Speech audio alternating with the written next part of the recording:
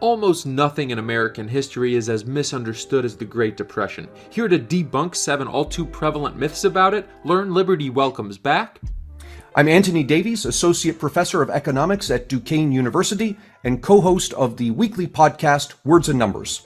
Myth number 6. The only thing, as FDR said, we had to fear was fear itself. He was on to something with that quote, to the extent that he could calm people and say, look, things are going to be okay. Don't rush to the bank and pull your money out.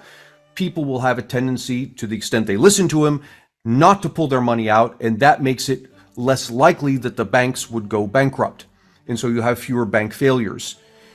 Now, the problem here is that FDR is relying solely on psychology.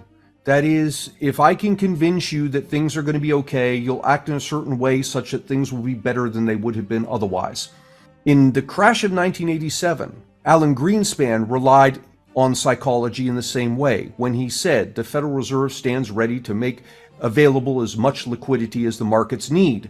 He was saying, in effect, the same thing. Don't panic. It's going to be okay.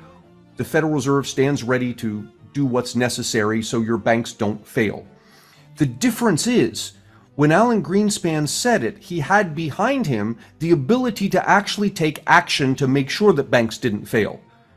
FDR presented the reverse. On the one hand, he's saying to people, don't panic, and on the other, what he's doing is taking action to actually exacerbate the problems that they're already experiencing.